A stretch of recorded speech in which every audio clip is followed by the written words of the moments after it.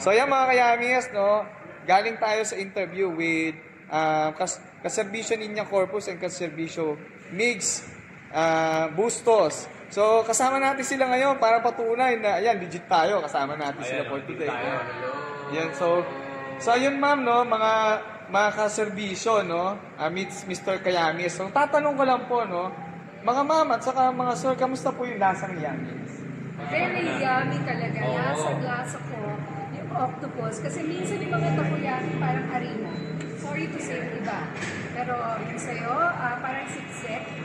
And sulit sa presyo. Yun. Yeah. Totoo. Ayun, totoo. Kasi importante yung malalasa mo yung octopus eh. Diba? Kasi pag minsan yung gawa, tama ka dun sa mas lasa mo yung harina. Kaya, good job, good job. Eh, di ba ikaw mahilig ka sa takoyaki? Mahilig ako sa takoyaki. Ano masasabi mo?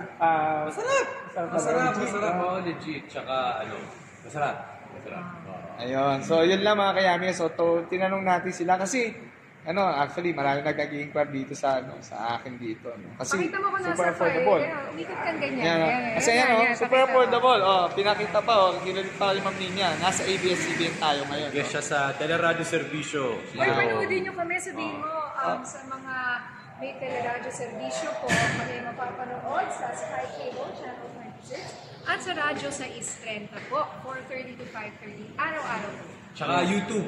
At Teleradio Servisyo. Panoorin yung interview namin doon. October 15. 15, yan. Alam mga kayamis. No? So, yun lang mga kaserbisyo. No? At again, salamat po sa opportunity po sa pag-interview sa amin. Ingat po kayo. Bye-bye!